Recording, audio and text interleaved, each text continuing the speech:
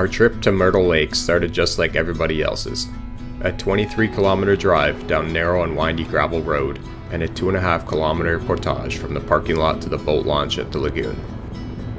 Located within Wells Gray Provincial Park, it is known as North America's largest canoe or paddle-only lake.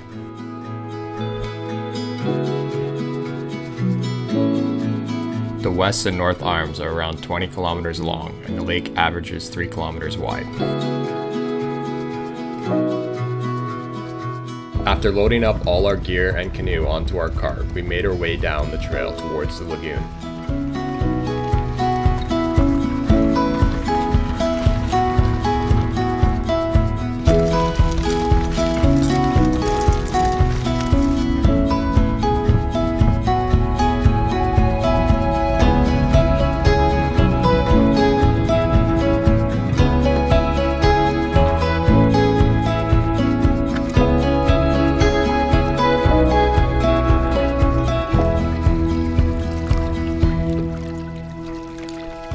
Making our way out of the lagoon and into the open water, we headed down the west arm with the goal of camping at the Tropicana wreck site.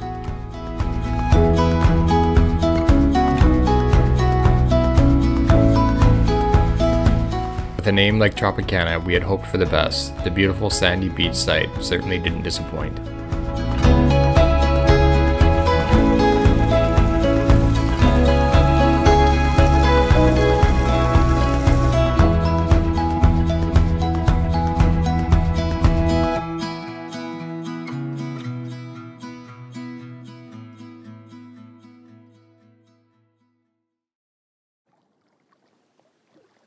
In the morning, we picked some wild BC blueberries.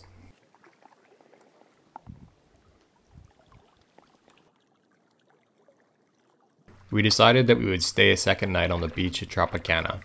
With the goal of having trout for dinner, we paddled a little ways from camp with our rods and did some trolling. It wasn't long before we had some success. Nice work, babe. That took all of 30 seconds. Literally. Yeah, it really did. Look at that. That's a beautiful rainbow. It is.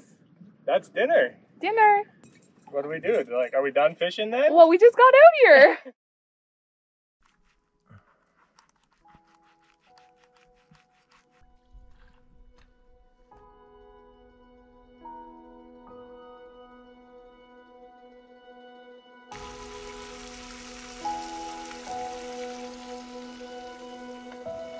Fresh trout with a maple garlic glaze, one of our best meals from the trip.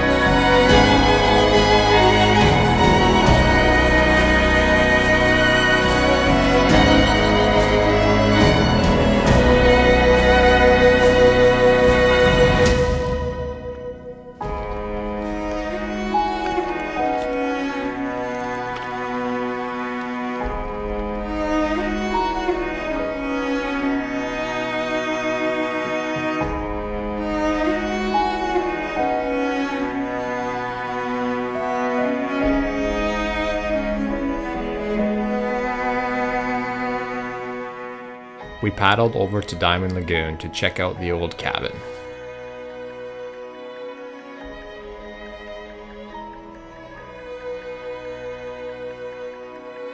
The cabin was originally built in 1937 by the Seattle Rod and Gun Club.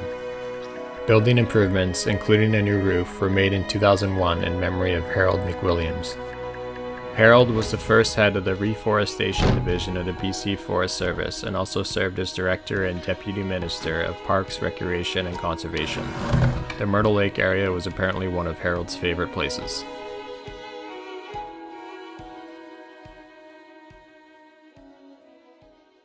Leaving Diamond Lagoon, we paddled across the lake and made camp at Fowl Creek.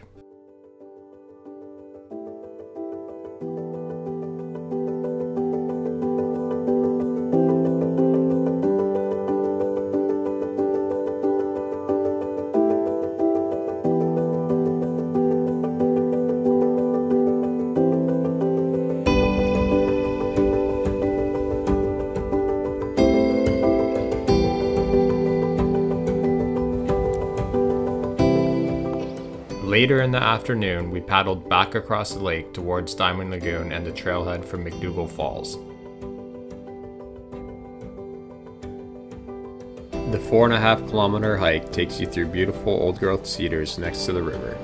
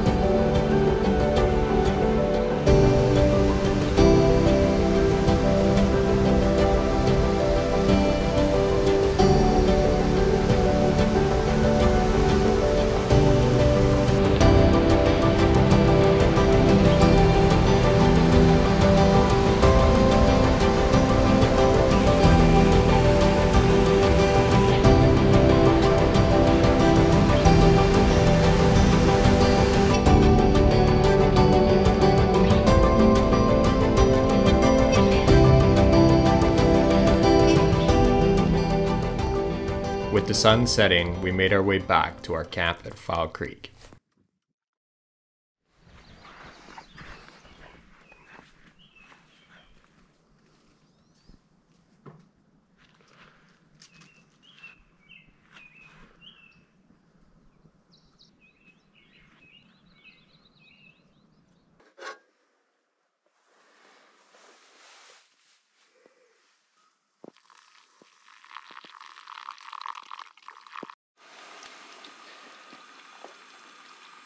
The next morning, after making some breakfast, we loaded up the canoe. It was a gorgeous morning with calm waters, and we decided we would put in a big paddling day. Doing some fishing along the way, our goal was to leave the west arm of the lake and start heading up the north arm.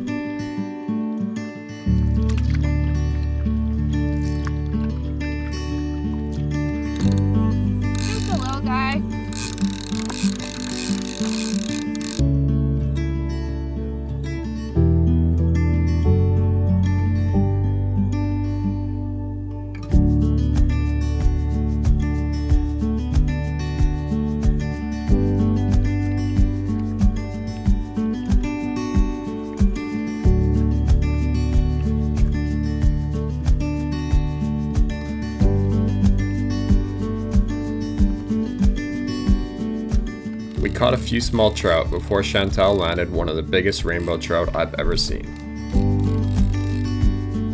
Look at this fish! That's a Jimmy. Oh my God, I can barely hold them up with one arm.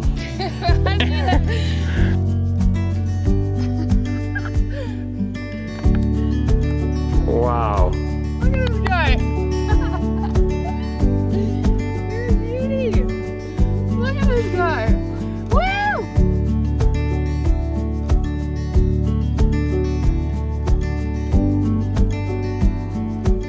We made it to Little Anderson and made camp along the beach.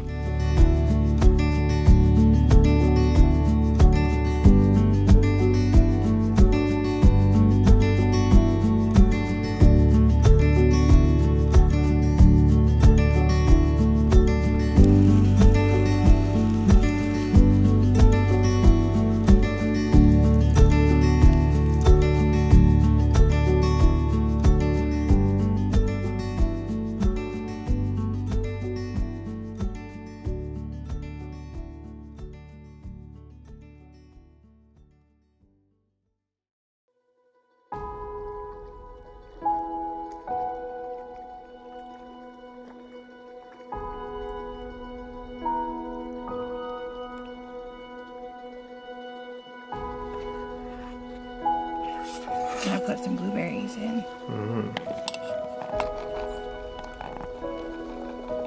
Blueberries that we caught. I mean, Picked, not caught. I'm dreaming about my big fish.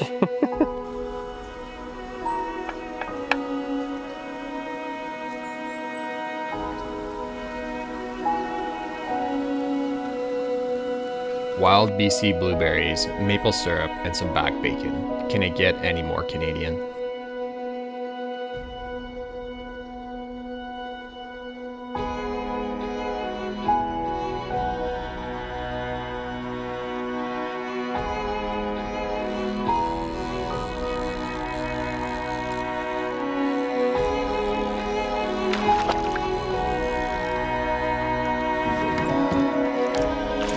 Oh, he just got away.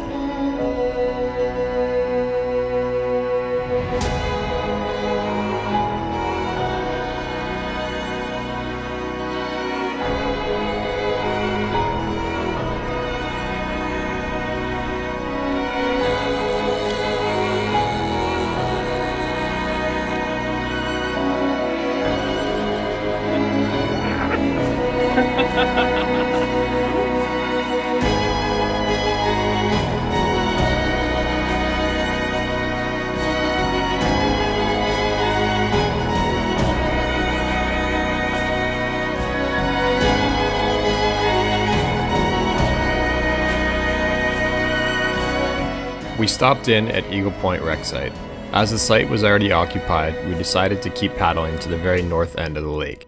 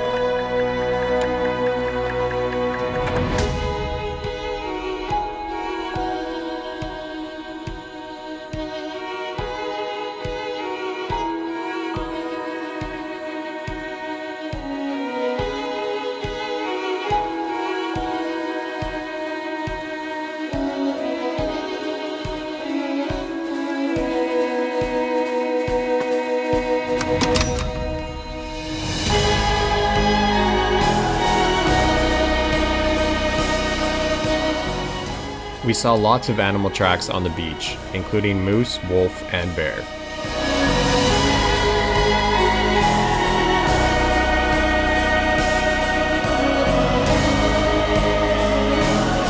We celebrated reaching the north end of the lake with some drinks and lunch.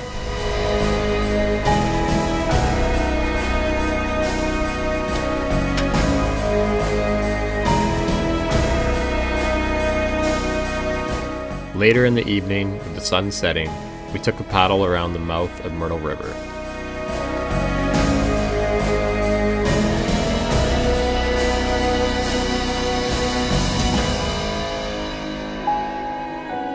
We finished off the evening with one of Chantel's favorites, mac and cheese, or as she likes to call, cheesy noodle.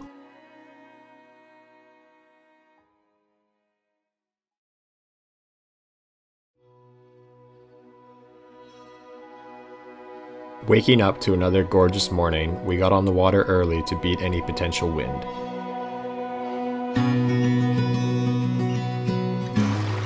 We stopped in at a creek to filter some of the colder creek water.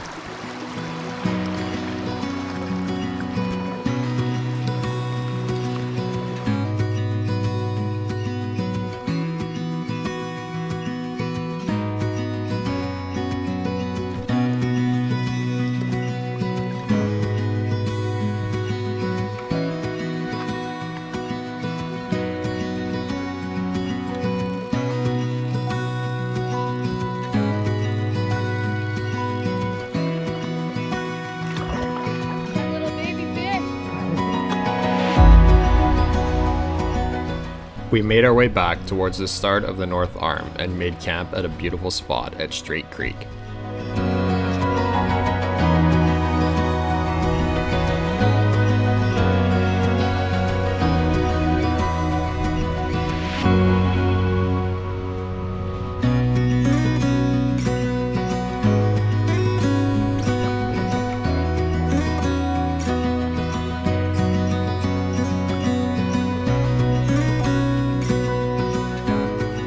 We enjoyed the sunshine, and with a bit of forest fire smoke in the air, we were treated to a beautiful sunset.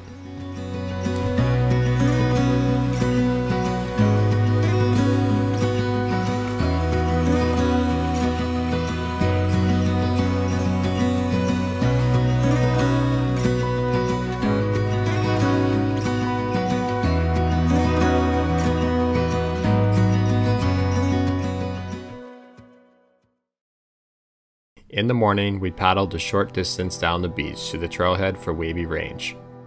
This trail is a grueling 7-kilometer hike through steep forested terrain with over 1,300 meters of elevation gain.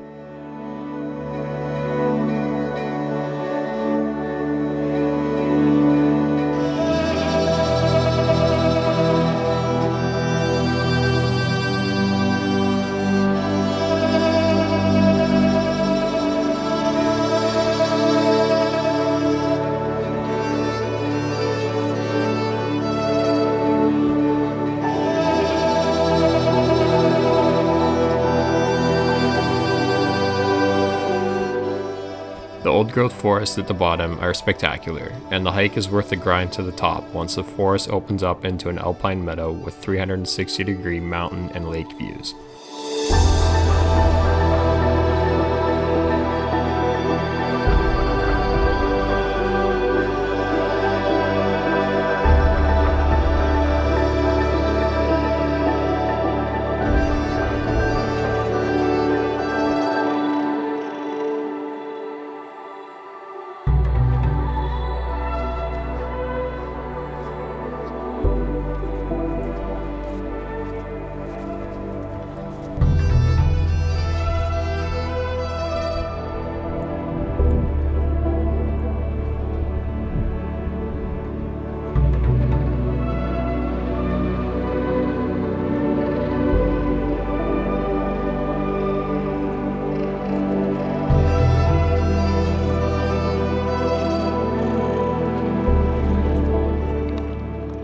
We had a bit of forest fire smoke blocking our views, but it was still well worth the hike.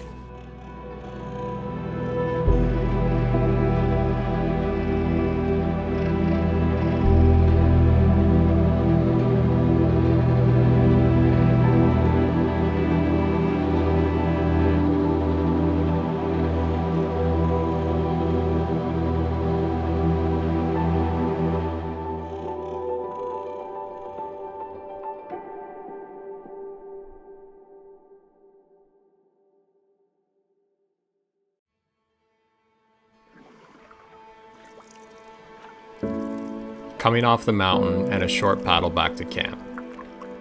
This would be our last night on Myrtle, and we were treated with another absolutely spectacular sunset.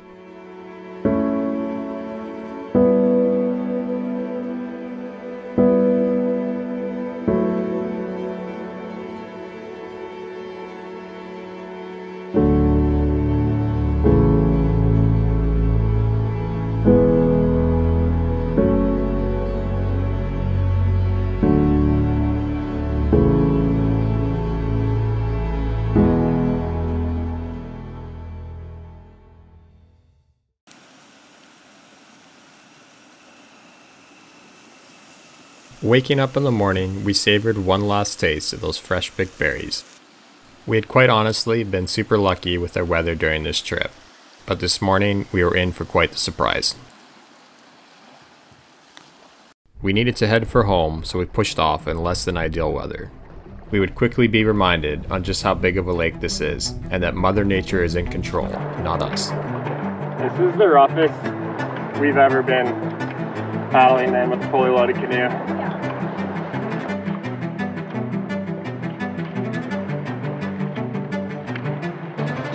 Last couple waves here, these big boys, and then I'm gonna cut again.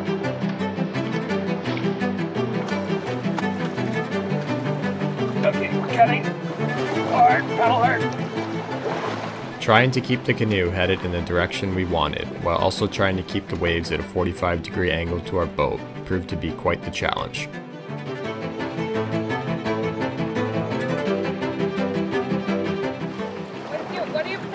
I'm thinking we go to that far beach.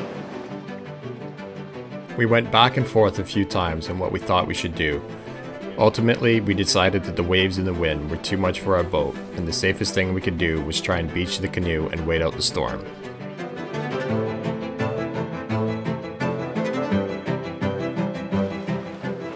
As we approached the shoreline with 3-foot rolling waves crashing against the beach, we realized that this was going to be a challenge in itself.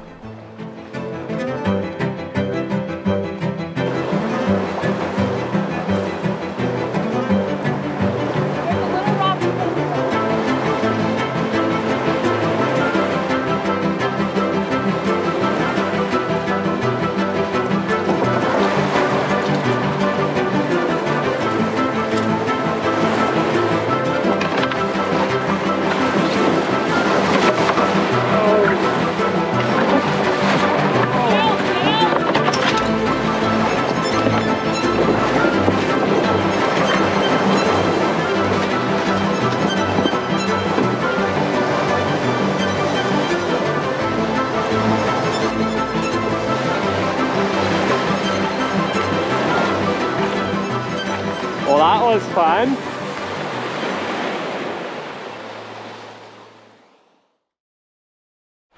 Babe, are you paddling? Yeah. Okay. It's raining and we're almost to the lagoon. We almost died in 3 feet rolling waves. That was fun. Did you have fun? Yeah. It was a little scary. We took on a lot of water. We survived. And here we are coming back to the lagoon. And then we have a 2.5 kilometer portage back to the truck.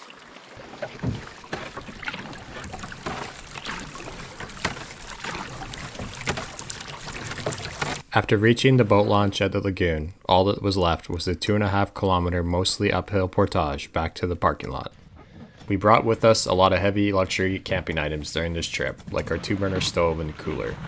We definitely paid for the extra weight during the portage.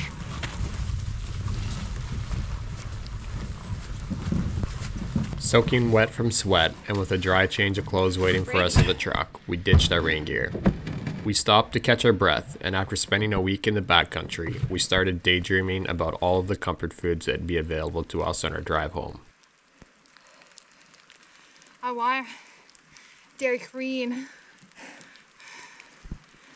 I want ice cream cone dipped chocolate.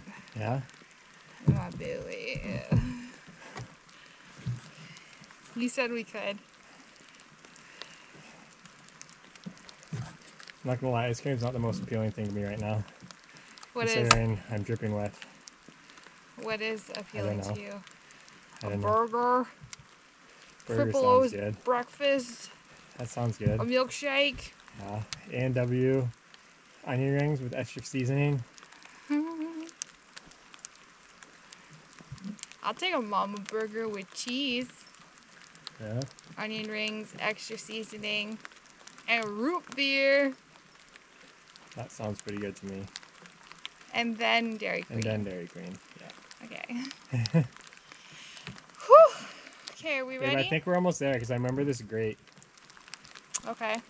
Like it's just around the corner here. The grate is a great sign. Yeah. All right, Ready? let's get all our shit up 3, the hill. 2, 1. Ah!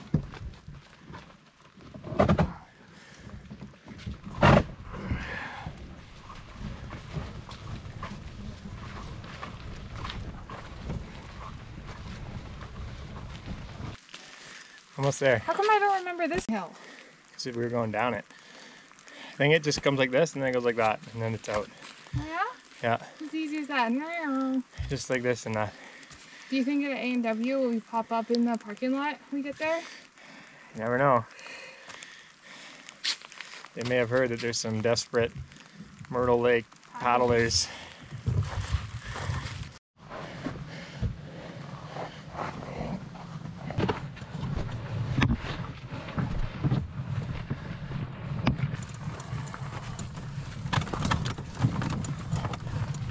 Exhausted from the portage, we could barely muster together a high five for completing our journey.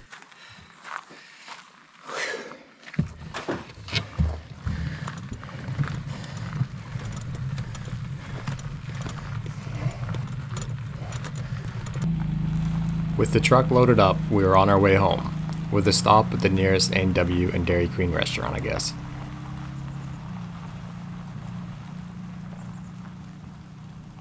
Thanks for watching, and if you enjoyed this adventure, don't forget to like, comment, and subscribe.